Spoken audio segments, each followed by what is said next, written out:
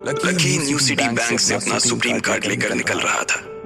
असल में उसे क्लास में जाने में देर हो रही थी, इसलिए वो बिना यास्मीन से कुछ कहे या उसे सबक सिखाए वहां से निकल गया था। लकी दिल्ली यूनिवर्सिटी के ही एक कॉलेज में पढ़ता था। जैसे ही वो कॉलेज के अंदर दाखिल हुआ, उसके पैर एक कीचड़ से भरे गड्ढे में पड़ गए। ओह शिट, उसने अपने आप से कहा और अपने जूतों को पास की सड़क पर साफ करने लगा। वो कॉलेज एडमिनिस्ट्रेशन के दफ्तर की ओर देखकर उसे कोस रहा था। कॉलेज की सड़कों पर इतने सारे गड्ढे हो गए थे, लेकिन वो लोग एक भी गड्ढा नहीं भरवा रहे थे। जब भी लकी इस चीज की कंप्लेन करने के लिए वहां जाता, तो वो इसे ये कह देते कि फंड ही नहीं है। उसने जैसे तैसे अपना जूता तो साफ कर लिया था, लेकिन वो अपनी पैंट पर लगी कीचड़ के दाग को साफ नहीं कर पाया था। वो बाथरूम की ओर जा पाता, इतने में क्लास की घंटी बज गई। वो भागते हुए क्लास में पहुंचा। उसने दरवाजे के बाहर से ही देखा कि प्रोफेसर कमलनाथ मिश्रा पोडियम पर आ गए थे और उन्होंने आज के लेक्चर की शुरुआत भी कर दी थी।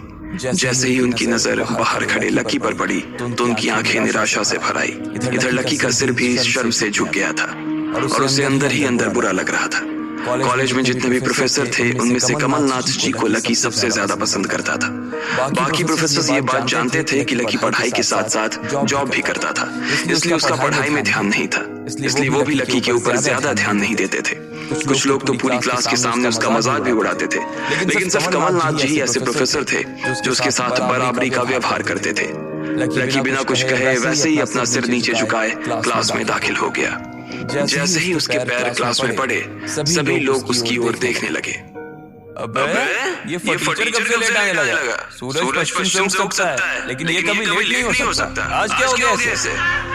एक लड़के ने लकी को चिढ़ाते हुए कहा, अबे यार इसकी पैंट तो देख कितनी गंदी है। भाई क्लास में लड़कियां भी होती हैं, कम से कम कपड़े तो ढंग से पहन के आया यार। दूसरे लड़के ने कहा और उसकी ये बात सुनकर उसके पास बैठी लड़की हंसती और बोली, अरे कहाँ से पहन कर आता? कपड़े के लिए तो पैसे हैं नहीं इसके पास। एक कपड़ा है इसके पास, बहुत है इसके लिए। क्लास में बैठे सभी लोगों ने लकी के ऊपर फफ्तियां कसनी शुरू कर दी थी। हर कोई उसके ऊपर कुछ न कुछ कहे जा रहा था। ऐसा नहीं था कि लकी ये सब आज ही सुन रहा था। इस तरह की फफ्तियों का सामना वो रोज करता था। रोज उसे ऐसी बातें सुनकर बुरा भी लगता था और आज भी उसने अपना सिर नीचे तो झुका लिया था, लेकिन आज उसके चेहरे पर एक मुस्कान थी। इन लोगों को पता नहीं था कि यह अनलकी आज कितना लकी होकर आ रहा है। जैसे ही क्लास में बैठे बच्चों का शोर बढ़ने लगा, उधर से कमलनाथ जी ने चिल्लाते हुए कहा, आपस में बात करना बंद करो। अगर तुम लोग इस तरह बात करते रहोगे तो मैं आगे नहीं पढ़ाऊंगा। सभी लोग शांत होकर उनकी बात सुनने लग गए। तब तक लकी भी अपनी कुर्सी पर जाकर बैठ गया था। कमलनाथ जी ने फिर से पढ़ाना शुरू किया और पढ़ाते पढ़ाते ना जाने की उनकी नजर बार बार लकी की ओर जा रही थी। लकी को समझ नहीं आ रहा था कि कमलनाथ जी ऐसा जानबूझकर कर रहे थे। उनकी आंखों को देखकर ऐसा लग रहा था कि उनमें लकी के लिए ढेर सारा गुस्सा भरा हुआ था। उसे ऐसा लग रहा था कि शायद वो अपने प्रोफेसर की उम्मीदों पर खरा नहीं उतर रहा था। थोड़ी ही देर में कमलनाथ जी की क्लास खत्म हो गई। बच्चों आज की क्लास यही खत्म होती है। कल आप सबको क्या काम करके आना है वो मैंने यहाँ लिख दिया है। कल मिलते हैं आप सबसे, कमलनाथ जी ने कहा और क्लास के बाहर चले गए। जैसे ही वो बाहर गए, पीछे वाले दरवाजे से किसी की आवाज आई, डिम्पल। जैसे ही वो आवाज सबके कानों में पड़ी, सब लोग क्लास के पीछे वाले दरवाजे की ओर देखने लगे। वहाँ कोई और नहीं बल्कि डिम्पल का नया बॉयफ्रेंड राहुल खड़ा था। ये लोग राहुल को अच्छी तरह से जानते थे। राहुल ने दरवाजे से झांक कर देखा तो वहाँ कोई नहीं था। वो धीरे धीरे कमरे में दाखिल हुआ और सीधा डिम्पल के पास चला गया। डिम्पल खिड़की के पास बैठी हुई थी। जैसे ही राहुल उसके पास पहुंचा, डिम्पल ने अपने हाथ उसकी गर्दन में किसी हार की तरह डाल दिए और उसकी बाहों में झूम उठी। उधर राहुल ने भी डिम्पल को सबके सामने चूम लिया था। ये नजारा देखते ही सबकी नजरें लकी के ऊपर जा टिकी। सबको अभी तक तो यही पता था कि डिम्पल लकी की गर्लफ्रेंड है। किसी को इस बात की खबर नहीं थी कि उन दोनों का ब्रेकअप हो गया था। डिम्पल को राहुल की बाहों में देखकर लकी के तन बदन में आग तो लग गई थी, लेकिन फिर भी वो शांत होकर वहीं बैठा हुआ था और उसने अपने गुस्से पर काबू कर लिया था। अरे भाई लकी, क्या हो रहा है ये सब? डिम्पल राहुल के साथ कैसे? उसके एक दोस्त ने आकर लकी से कहा, होने देना यार, जो हो रहा है छोड़ना। लकी ने कहा, उसका इस बारे में किसी से बात करने का कोई मन नहीं हो रहा था। अरे भाई तुझे पता है वो राहुल कितना चालू आदमी है। अभी तक इस कॉलेज की 5 लड़कियों को फंसा चुका है और ये डिम्पल छठी है। लकी के दोस्त प्रीतम ने उससे कहा, उसकी बात सुनते ही लकी ने प्रीतम को घूर कर देखा। प्रीतम को लगा कि लकी को उसकी बात का बुरा लगा था, लेकिन अगले ही पल वो उसे देखकर मुस्कुराया और बोला, कोई बात नहीं भाई, सबकी अपनी अपनी लाइफ है। ये कहकर लकी डिंपल की ओर देखने लगा, जो कि राहुल की बाहों में इतरा रही थी। वो जानती नहीं थी कि लकी चाहता तो यहीं खड़े खड़े राहुल और उसके पिता को उनके कारोबार समेत खरीद सकता था। उधर जैसे ही राहुल और डिंपल की नजर भी लकी पर पड़ी, तो वो जानबूझकर उसे छेड़ने के लिए उसके सामने से गुजरने लगे। अच्छा लकी, सुना जरा। अचानक से डिंपल लकी के सामने रुकी और बोली। उसने अभी भी राहुल की कमर में अपना एक हाथ डाल रखा था। फिर उसने अपने दूसरे हाथ से अपना मोबाइल निकाला और उसका कवर खोलकर लकी के मुंह पर फेंक दिया और बोली, अब क्योंकि मैं तुम्हारे साथ नहीं हूँ, इसलिए मुझे तुम्हारे इस बेकार से कवर की कोई जरूरत नहीं। इसे तुम अपने पास रख सकते हो। लकी ने उससे कुछ नहीं कहा और नीचे गिरा वो कवर उठाकर अपनी टेबल पर रख दिया। बेबी, इसने तुम्हें कवर गिफ्ट किया। कवर कौन गिफ्ट में देता है भाई? राहुल ने उसके सामने ही डिंपल से कहा। राहुल लकी को नीचा दिखाने का एक भी मौका अपने हाथ से जाने नहीं देना चाहता था। लकी अंदर ही अंदर मुस्कुरा रहा था। डिंपल ने राहुल की ओर देखा और बोली, बेबी, बात ये है कि जिसकी मोबाइल खरीद कर गिफ्ट करने की औकात नहीं होगी, वो सिर्फ कवर ही तो गिफ्ट कर सकता है ना। और क्या? कोई बात नहीं बेबी, मैं आज ही तुम्हें एक नया फोन दिलवाता हूँ। आ जाओ, चलते हैं कनॉट प्लेस और वहाँ से लाते हैं बेबी के लिए एक नया फोन। राहुल ने कहा। लकी का मन तो यही कर रहा था कि वो जोर से राहुल के ऊपर हंसे, लेकिन उसने अपनी हंसी को रोक लिया था। हाँ बेबी, हमने पहले नया फोन खरीदेंगे और फिर उस फोन की पार्टी भी करेंगे और उसके बाद आज। डिंपल ने कहा और राहुल के चेहरे पर उंगलियां फिराने लगी। राहुल भी और लकी भी उसके इशारे को समझ गए थे।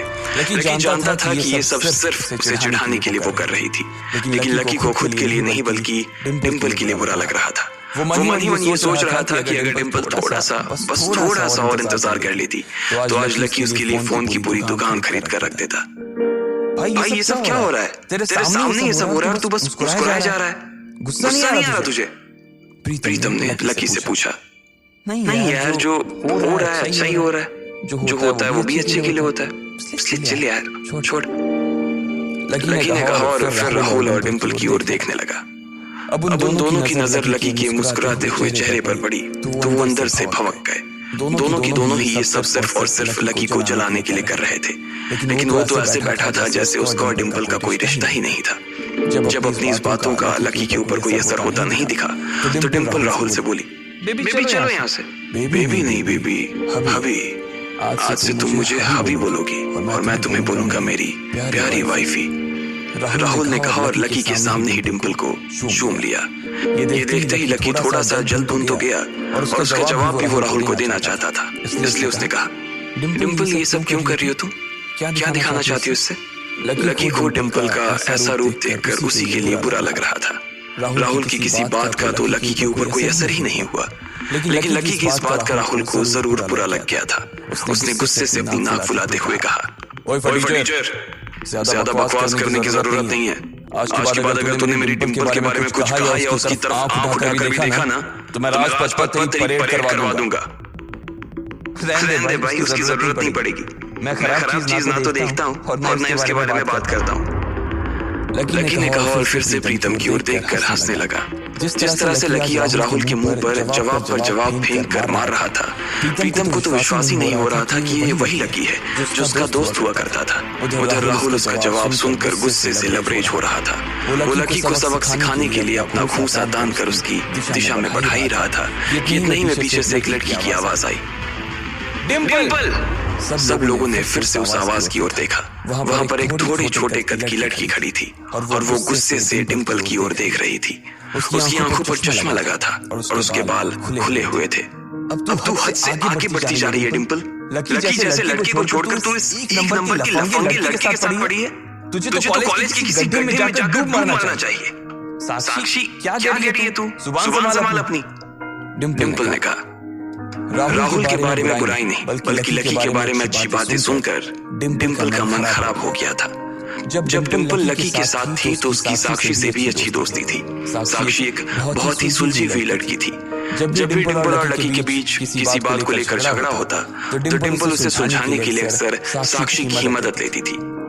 मैं जो कह रही हूँ ना सही कह रही हूँ। तुझे सीरियसली शर्म आनी चाहिए डिंपल। मैंने कभी नहीं सोचा था कि तू ऐसी लड़की निकलेगी। लकी जैसा बंदा ना तुझे कहीं नहीं मिलेगा। साक्षी ने कहा और एक कदम आगे आ गई। इधर लकी ने देखा कि साक्षी की बात सुनते ही राहुल के कान खड़े हो गए थे, लेकिन वो सच बोल रही थी, इसलिए राहुल भी कुछ नहीं कर सकता था। साक्षी लकी के पास आकर खड़ी हुई और बोली, तू इतनी जल्दी कैसे भूल गई यार? लकी तेरे लिए हर टफ टाइम में खड़ा रहा था। जब भी तू बीमार होती थी और तेरे खड़े होने की हालत नहीं होती थी तो बेचारा तेरे लिए खाना बनाता था, तेरे कपड़े धोता था और तो तेरे लिए दवाई तक लेके आता था। तुझे याद है ना जब हम हिमाचल घूमने गए थे और तेरे पैर में मोच आ गई थी तो ये बेचारा अपनी नौकरी छोड़ भागा रात में हमारे पास आ गया था। इतना प्यार किया इसने तुझसे और तू इसे छोड़कर जा रही है। साक्षी ने कहा। अपने लिए साक्षी के मुंह से इतना सब कुछ सुन लेने के बाद लकी ने अपनी गर्दन नीचे झुका ली थी। उसे डिंपल के साथ बिताए वो सारे लम्हे याद आ रहे थे। वो डिंपल के ऊपर जान छिड़कता था। उसका बस चलता तो वो डिंपल को अपनी हथेलियों पर लेकर घूमता। भले ही उस वक्त उसके पास पैसे नहीं थे, लेकिन वो फिर भी डिंपल की छोटी सी छोटी डिमांड को पूरा करने के लिए अपनी जान लगा देता था। जो कवर डिंपल ने उसके मुंह पर फेंक कर मारा था, वो कवर को खरीदने के लिए लकी ने 3 दिन तक ओवर टाइम किया था। लकी को जैसे ही ये सब याद आया, उसकी पलकों की कोरे भीग गई थी। इधर साक्षी की बात पूरी नहीं हुई थी। उसने आगे कहा, अरे ये लकी अपनी छोटी सी सैलरी में से भी रोज तेरे गोलगप्पे के लिए पैसे निकाल लेता था। तुझे नहीं पता है, मुझे पता है कि आज भी एक बाइक खरीदने के लिए बंदा तेरे लिए पैसे जुटा रहा था। रोज दाल और रोटी खा रहा है सिर्फ इसलिए ताकि तुझे बाइक पर घुमा सके। और तू ऐसे आदमी को नीचा दिखाने की कोशिश कर रही है। ये सब सुनकर डिंपल का चेहरा ही बुझ गया था। उसे भी साक्षी की कई बातें दिल पर लग रही थी, लेकिन इस वक्त वो राहुल के साथ थी और उसका हाथ राहुल की कमर में था। वो चाहकर भी राहुल के खिलाफ ना तो कुछ बोल सकती थी और ना ही कुछ सुन सकती थी। इसलिए उसने अपने बचाव में कहा, हाँ तो ये तो इसका प्रॉब्लम है ना। मैंने इससे पहले ही कहा था कि मेरा प्यार अफोर्ड नहीं कर पाएगा, तो फिर ये मेरे साथ इतना आगे क्यों बढ़ा? आज अगर मैं चीज सैंडविच खा सकती हूँ तो फिर मैं बिना घी वाली रोटी क्यों खाऊं? लकी डिंपल की ये बात सब सुन रहा था और उससे पहले कि वो कुछ जवाब देता, अचानक ही उसका फोन बज उठा। उसने मोबाइल निकाल कर देखा तो पाया कि किसी अनजान नंबर से उसे फोन आया था। साक्षी और डिंपल के बीच हो रही बहस के बीच ही लकी फोन उठाने के लिए वहां से निकल गया। देखा कितनी बदतमीजी से उठ के चला गया। चलो अभी। डिंपल ने राहुल के हाथ को कसकर पकड़ा और निकल गई। इधर फोन पर लकी कुछ बोलता उससे पहले ही दूसरी तरफ से आवाज आई, बहुत हो गया लक्ष्मण, अब बस घर आ जा जल्दी से। यह आवाज सुनते ही लकी एक पल में उसे पहचान गया था। उसके दिमाग से डिंपल के सारे ख्यालात चले गए थे और सिर्फ उस आवाज को सुनकर ही उसकी आंखें भीग आई थी। आखिर किसकी थी वो आवाज? किसका फोन आया था लकी को, जो उसका घर पर इंतजार कर रहा था? क्यों आखिर लकी की आंखें भीग आई थी?